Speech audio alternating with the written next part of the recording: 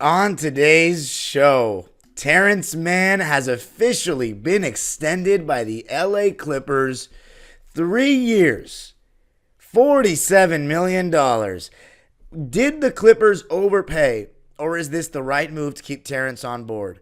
Going to be talking about it all on today's Locked On. It's almost Media Day Clippers.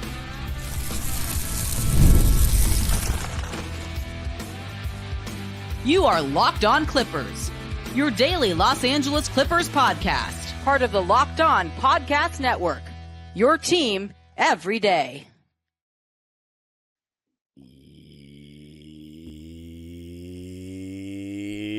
Yes, sir. You are locking in with the Clips. That you're making Locked On Clippers the first listen of your day, your team every day. I'm your host, Darian Vaziri, born and raised in LA, and going into my 20th season as a Clipper fan, and Media Day is actually happening on Monday. So the day you're listening to this, if you are listening to this the day I release it, will be Media Day. On Tuesday, we'll have all the biggest quotes and reactions from Media Day. This episode, as you can already tell, is going to be about Terance Mann signing his extension. And we're also going to talk about the press conference that Lawrence Frank and Ty Lue had at the end of the episode. So Terance Mann, was it worth it? We're going to talk about that. Who makes more, who makes less around the league, to kind of give you a comparison. But before we do that, this episode is brought to you by FanDuel, America's #1 sportsbook. Get your betting fix completely in any sport you want on FanDuel. That includes the NBA. By the way, FanDuel has us like bottom 5 in the West, so I would take a look at that. Just visit FanDuel.com to get started. All right, ladies and gentlemen. So, by the way, if you're watching on YouTube, and also, I want to give a big shout out to everybody for 6,000 subscribers. You guys are incredible. The way you've supported me since this show has started. I mean, it's been... I can't thank you enough. Most loyal fans in the world, best fans in the world. I want to keep doing this for you. I want to outlast this era of Clipper basketball and make it to the other side as well. That's one of my goals for this show. Almost on my 450th episode. I'm the second all-time leader, of course, after Chuck and Will. Shout out to those guys as always. And yeah, ladies and gentlemen, I love you all.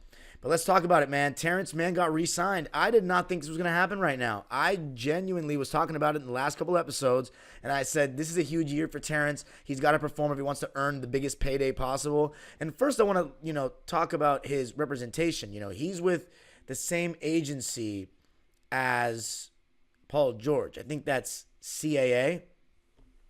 And yeah, it's CAA. Aaron Mintz, those guys, right? 3-year, $47 million. So if you do the math, that's roughly $16 million a year. Now, that extension is going to kick in not for this season, but after this season. So he's still entitled to that $11 million this year, and then he's going to get that next 3 years. So he'll be on contract for that one with the 25-26, 26-27, and 27-28 seasons. There's no opt-out or opt-in or anything. He's just guaranteed those 3 years. And the contract is easy to trade. There's no trade restrictions on it. You can just trade it if it doesn't work out, all that good stuff. So honestly, my first reaction was, I'm surprised that Terance didn't take the year to increase his stock. But the way he could also look at it is, what if his stock gets lowered? What if the Clippers have all these point of attack defenders and Terrance's role isn't as valued? What if he has another shooting slump? Then he's not entitled to get as much money as right now, where he had an amazing ending to the season in the calendar year of 2024. He did the best job on Luka Doncic one-on-one of any other player that guarded him at the point of attack throughout the course of the playoffs. As I always say, the Celtics probably as a team guarded him the best because they had a committee of guys that were so excellent. But Terance Mann, in terms of a one person, if I'm crediting one guy, I think Terance did the best job on Luka. So given all that, maybe right now was a good time for him to say, hey, let's see what I can get. And I also think Terance genuinely wants to be here. He wants to be in Los Angeles.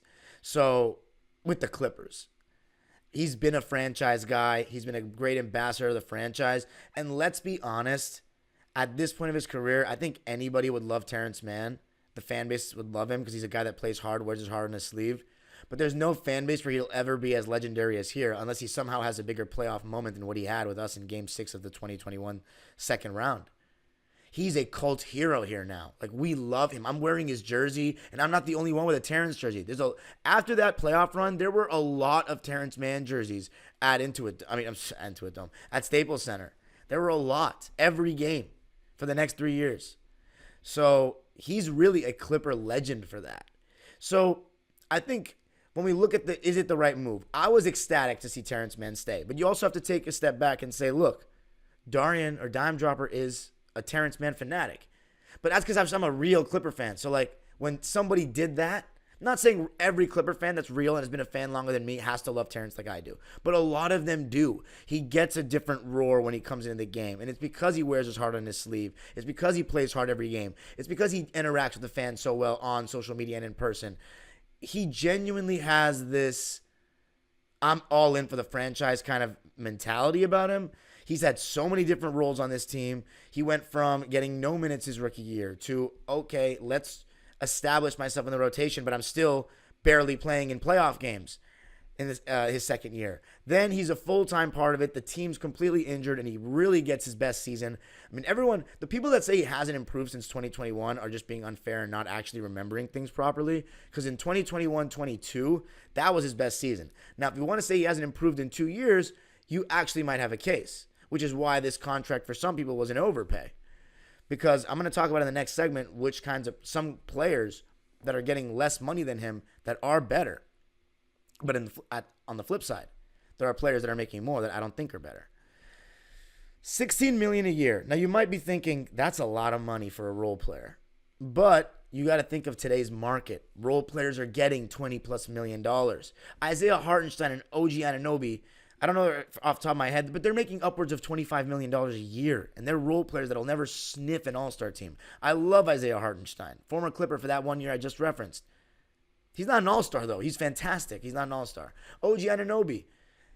I mean, if the Knicks are like the 1 seed, they have 3. I mean, I just don't see it. Now with the Karl-Anthony Towns trade, they have 3 better players than OG. But OG is the kind of guy you need to win rings, where he's going to guard your best player. He's going to knock down open shots, attack closeouts, score 14 points a game or something with that elite defense. You need guys like that to win rings. But see, I think that's what the Clippers kind of see in Terance. And I also think, let's say the Clippers do rebuild, having Terance around is not only going to help the team, he's a fan favorite, so it's going to keep fans interested, local fans. So is it the right move? I think in today's market, absolutely is. I think he can easily outplay that contract, because if his 3 ball is falling like it was throughout the course of his career and the second half of last season, of course, he did have that huge slump in the first half of the season. If he has that kind of season, and he's just one of the good point of attack defenders, he doesn't have to be guarding the best player all the time. And by the way, I think Terance is better. And Law Murray one of our former guests and beat writer for The Athletic. He made a very good point on Adam, who also, our radio host, who is a frequent listener and has been a guest twice as well. Adam, they had a conversation, and Terance, Law made a good point about Terance, saying that Terance is better guarding these bigger forwards that maybe aren't the quickest with the ball, but he can stay in front and he can match their physicality. So, like, that's why he's good at guarding Luka, Kevin Durant. Like, he's done some really good things on Kevin Durant in games that we've played against him. But the quicker guards, the Kyrie Irvings, the De'Aaron Foxes, those guys, a little bit more of a struggle for him. So now that we have Derrick Jones, his athleticism and length, and also Chris Dunn and even Nico to have put a body on those guys, Terance Mann is just guarding another good player. And that might make his value increase even higher. So let me answer the question, is this the right move? In my opinion, obviously, yes. And I also believe that some contracts are given beyond what the production is on the court. And a lot might disagree with that, but I don't. Because some players just mean more to franchises. And Terance Mann is one of those guys. So to see him wear another team's uniform, I would have been sick. I would have been sick to my stomach. I would have not wanted to see it. We can't just have a bunch of transplants. I know this is Los Angeles, California. We bring in a bunch of transplants, but let's be honest. As somebody who had season tickets last year, for how good we were, the buzz in the arena is not the same as Lob City, even in the playoffs. I don't know what that is. We've only gained fans. Maybe the Laker fans that are there, the neutrals, aren't as fond of our team as Lob City, given they played a more exciting brand of basketball. But I truly believe one of the reasons, and a lot of people are saying this, and I think it rings true for me, Because I'm loud still at every game. But not having a player that we like love the way we loved Blake Griffin, that homegrown talent, that is something. Like, yeah, there's a lot of people that love Kawhi Leonard, but this Stan worship and constant defense is mostly online. In real life, a lot of Clipper fans are split on Kawhi. Not saying that they don't like him, but it's just about his status of being on this team and the experience that we've had with him on the team. Terance Mann is maybe the most universally loved player on the entire team in real life. And you can just go by going to games and asking fans. So, Zubats as well. So, with Terance, you want to keep him for that reason as well. I know some might disagree, but I'm an emotional, sentimental guy. And it's not just sentiment. He is a good basketball player. Now, if you disagree with that, I disagree with your basketball lens. This is a guy that can make shots. You know, he can attack closeouts. He can make up plays. He's got a high basketball IQ, and he's an above-average defender, to say the least. I think he's a good defender. I think he's not an insane defender guarding the point of attack, and I think some people thought maybe he was that, and he's not. You know, I talked about it in that last episode where I spoke about him. I think it was maybe 3 episodes ago. Defense is a skill. It's not just, you know, your size and your athleticism, your knowing angles, your anticipation, your lateral quickness. And I think Terance is good at a lot of those things, but he's not excellent at a lot of those things. And he's not as big as everyone might think. He's 6'5", he's got long arms. But last season, he started 71 games. He played 75 games. He averaged 9 points, 3 rebounds, and an assist, or 2 assists. So people might say 9, 3, and 2. We're giving a guy $16 million a year that averaged 9, 3, and 2. You also have to remember, he's averaging that on a good team. There's players averaging that on bad teams, and that makes a difference. Because if you put Terance on a bad team, I mean, he can do more. Remember, 2022, we were a worse team because Kawhi and Paul were out. He averaged 11, 5, 3, and a steal. And his splits are always pretty good. This past season, yeah, career low in three-point percentage with 35, not even that bad. And then 51.5% from the field. You know, a guard that shoots 51.5%, you're going to take that. And I think, as I said, there's still ways for Terance to get better. And I talked about that in that episode, and I'll say it again here. Getting more confident shooting that 3-ball without hesitation. You know, he hesitates so much as if he's not good at threes. That gets in his head. Once that happens, it'll open up his attack. It'll open up people attacking, closing out harder. So moral of the story is this. If you think Terance is the right move or not is all dependent on if you think he can get better. If you think this is who he is, he's maxed out, we overpaid a bit for him. He's probably in the range of 9 to 12 million. If you think he can still get better at what he's already good at, which I think he can approaching his prime, he can be worth $16 million because he's a connector. He's so easy to plug into things, and coaches value that. But coming up, going to be talking about, you know, looking at other guys' contracts around the league to give you a point of reference. Is this too much or is it not enough? Going to be talking about that coming up.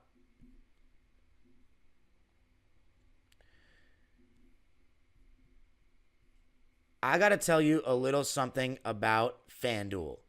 Hey, NFL fans, you can start the season with a big return on FanDuel, America's #1 sportsbook. Because right now, when you get a hunch in the middle of the game, you can check out the latest stats, view live play-by-play, and so much more on the same page where you place your bets. You'll get started with $200 in bonus bets guaranteed when you place your first $5 bet. That's FanDuel.com to do all that. And right now, looking at some of the NFL odds, my Rams took a beating. I'm sorry, not a beating, but it was a rough loss against the Bears. I was telling people to bet on the Rams. I was wrong. Playing against the Packers next week. Packers are minus 3.5. I'm not confident in the Rams with all the injuries that we have. I can't lie to you. And then the Chargers, I believe, are on bye. So that's it for the local NFL stuff. But where do you bet on all that? FanDuel.com.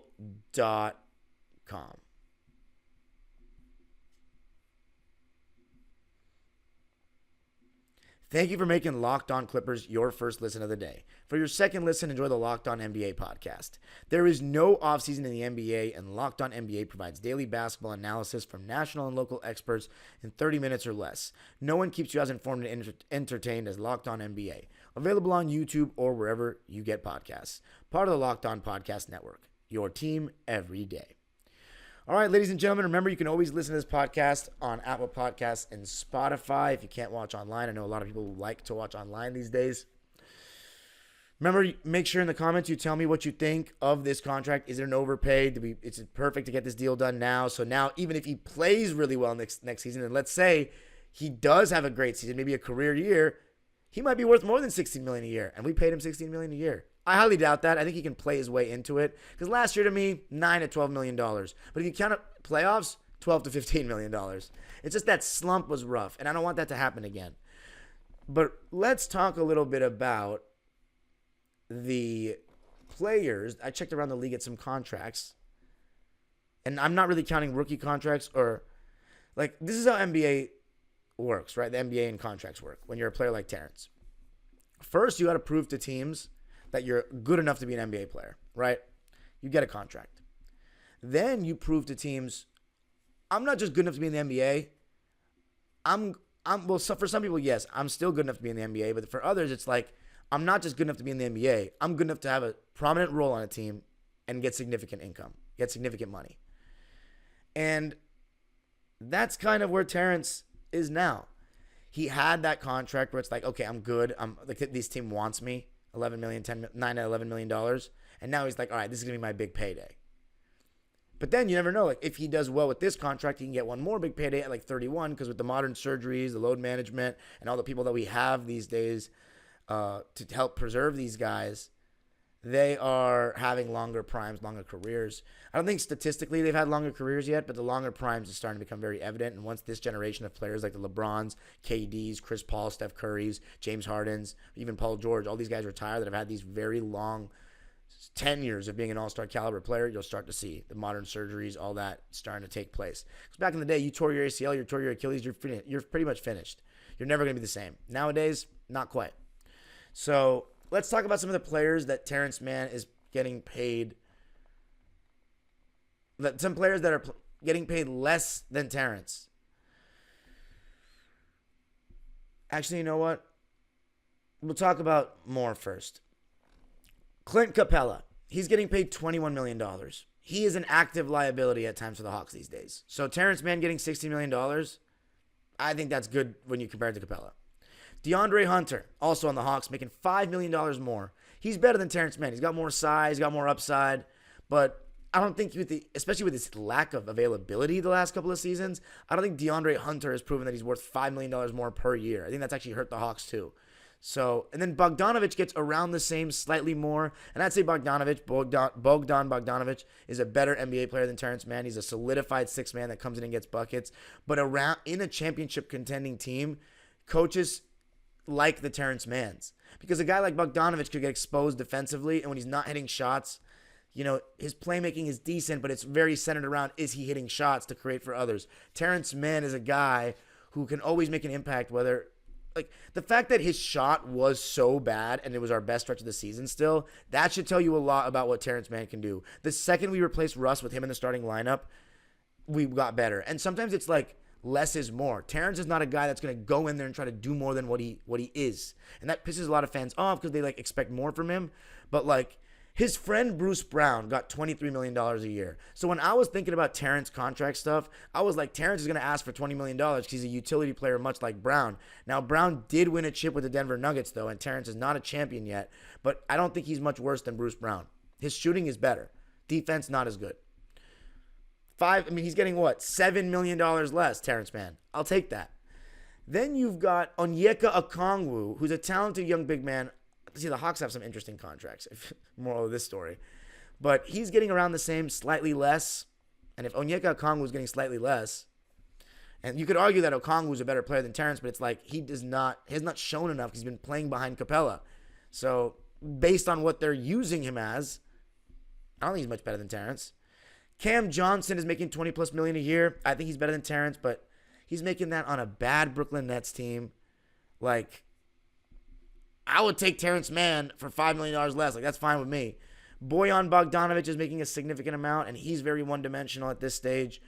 Patrick Williams is making $18 million a year. Patrick Williams, who is a lottery pick for the Bulls, that has not shown any more than what Terance is. And Terance, I think, is better attacking closeouts and dishing. Pat Williams has only been on mediocre to bad teams doing this. He's making $18 million a year. So if Terance is making $16 and he's a fan favorite, I'll take that. Duncan Robinson, $19 million a year. I mean, I'll take Terance over Duncan Robinson in a heartbeat. Although Duncan Robinson had some good moments last year. Josh Hart, 18 to 19 million. I think Josh Hart could be worth even more. I think Josh Hart's really good. Tobias Harris, $25 million on the Pistons. Like, come on. Most winning teams would take Terance Mann over Tobias Harris right now. Because Tobias Harris is like he's an above average defender, but Terance is a good defender, and Terance is a great cutter, great off-ball guy, you know, extra effort player. Tobias, he's not hitting shots, he's not very good. Nurkic is making $18 million, and the Suns fans actively complain about him all year. Kevin Huerter is making like $1 million more than Terance Mann, and Kevin Huerter he was injured, and he wasn't even having a very good season last year, and Keon Ellis looked good in the starting lineup instead. I don't think Kevin Huerter's better at one thing than Terance, shooting the three ball, just shooting the ball. I think Terance is an overall as good of a player, and he's making less. And if Terance hits the three ball, better player. Harrison Barnes is making $18 million a year. He's one-dimensional as hell. Like, if the Clippers had Harrison Barnes, actually it'd be a good third scorer, but you know what? The Clippers actually might use, like, his fit might be better on the Clippers than Terance Mann, just given that we have point-of-attack defenders and we might need a third scorer, but I'd rather have Terance. Like, on most teams, I'd rather have Terance. Because Harrison Barnes is another guy that's going to take shots away and do not much else. Now, here are some of the players that are making less than Terance that I picked out. Grant Williams and Josh Green are making 12 to 13. I think they're a little bit worse. So if that's the case, Terance Mann making 16 is solid for me.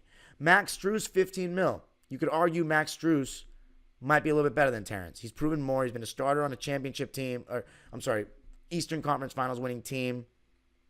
He's a solid defender, and he's a really good shooter. So I would think Strus is a little better. He's getting paid $1 million less a year. Big whoop. He also doesn't mean the same to a franchise, though, that Terance does. And that matters to me. And that definitely matters in these negotiations. Karis LeVert makes around the same. Again, he's kind of in that role of Bogdanovich. He's a bucket getter that comes in. I think he's a better player than Mann. But again, most championship teams would like a Terance instead of a Karis, I think. Bobby Portis makes $12 million. Another guy that comes in and just gets buckets. He's better than Terance, though. He's won a chip. I think he's a little underpaid. There are guys that are underpaid. Tim Hardaway Jr. is getting the same as Terance, and he was not even in the Mavs rotation last year. So that's like Terance is better than him. Cole Anthony's getting $13 million, and he's like a wannabe Karis LeVert, like a guy that comes in and gets buckets, and he does that decently, but he's small, he's inconsistent. $13 million for him. Now here are two guys that I believe are underpaid. Caleb Martin, he's making $9 million a year. I think based on that playoff run alone, he should be getting more because he can play D and he hustles. And he's an athlete. Kelly Oubre is getting $8 million, and that partially because he's a journeyman. He's been a journeyman, but Kelly Oubre should be making like 14 or 15 million. Or he should be making like 17 or 18, honestly, based on what Terance is getting. I'm high on Kelly Oubre as a role player. I think he had a good season last year. Austin Reeves is also making less, like 13 million. He's very good, I think. I know Clipper fans might not like him, but they have the Laker bitterness. But I watch Austin Reeves every game because I've always watched Laker games because the other local game on, and I love basketball. And they've always had good players to watch. Not like I enjoy. Anthony Davis is fun now. LeBron, he's pretty special. I'm kind of over the LeBron experience though, but he's very special. And I am still cherishing his last days, but obviously Kobe before. But just being honest, basketball over Clippers, Austin Reeves is better than Terance. If anybody argues that, I don't understand how. Unless you just hate Austin Reeves. He's getting $13 million. That's a pretty damn good contract. Rui Hachimura is making more than Austin, and Austin Reeves is better than him. Hachimura is making like 17 mil, which again, I'll say maybe he's a little better than Terance, but he's never. Actually, no, I was gonna say he's never been as good in the playoffs as Terance, but he was amazing in the playoffs in 2023.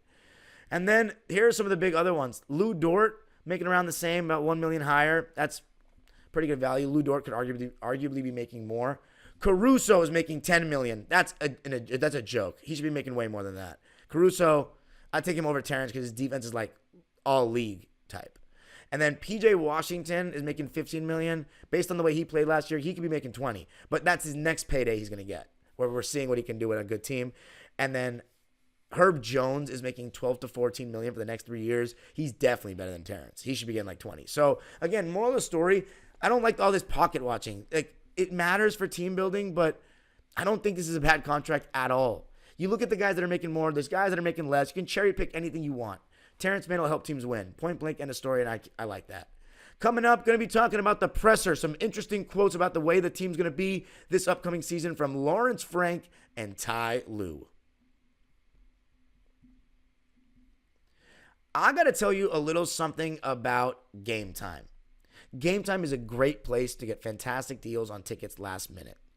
Game Time has a new feature called Game Time Picks that makes getting tickets for your favorite live events even easier. Game Time Picks filters out the fluff to show you only incredible deals on great seats so you don't have to waste time searching through thousands of tickets. I don't know what the next sporting event I'll use Game Time on. I kept saying I was going to use it on the MLB, but I was out of town and I just couldn't catch a Dodger game. I just didn't have the time. Playoffs, I'm probably not going to use Game Time because I need a guarantee. So I'm thinking NFL. The next Rams game I go to, I'm using Game Time.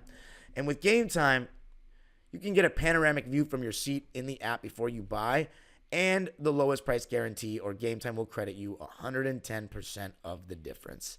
Take the guesswork out of buying tickets with Game Time. Download the Game Time app, create an account, and use code LOCKEDONNBA for $20 off your first purchase. Terms apply. Again, create an account and redeem code LOCKEDONNBA for $20 off. Download Game Time today. What time is it? Game time. Oh.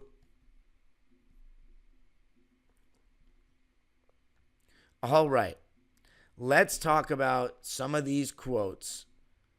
Oh, and by the way, with Terance Mann, I think the contract we gave him just solidifies that he's going to be starting because there's no reason to put him on the bench for that much money, especially when you're not like a sixth man guy that's going to come in and get buckets. That's going to be Norm and arguably KPJ, and it's going to be interesting to see how Terance Mann fits into that starting lineup next to Derek Jones. I honestly think his role will be elevated playing next to Derek because now he's not going to have as much pressure on him defensively. But let's talk about what Lawrence Frank and Ty Lue said to the media.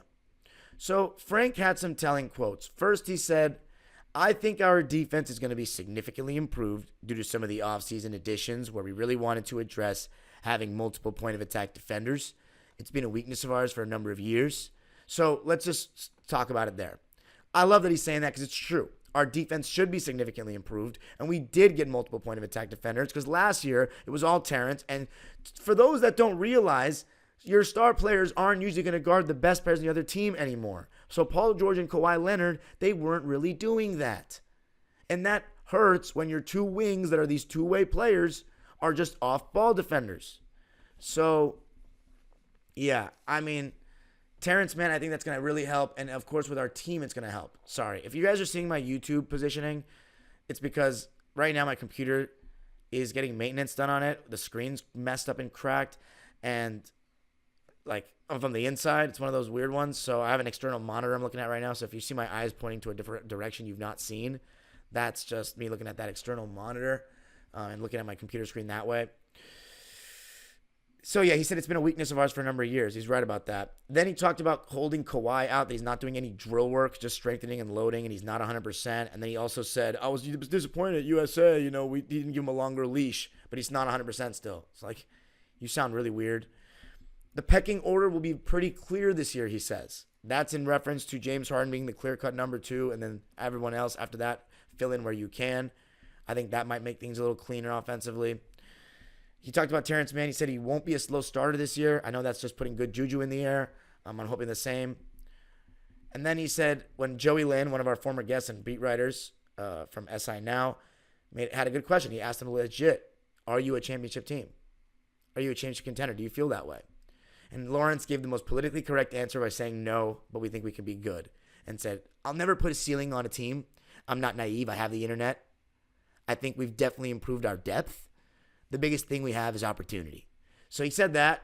That tells you, okay, clearly not. My question is, but here's the thing about Lawrence. He knows how strapped up that we are in terms of like what we can actually do, And he, I think, probably feels similarly that why should we trade more things to help Kawhi when he hasn't stayed healthy?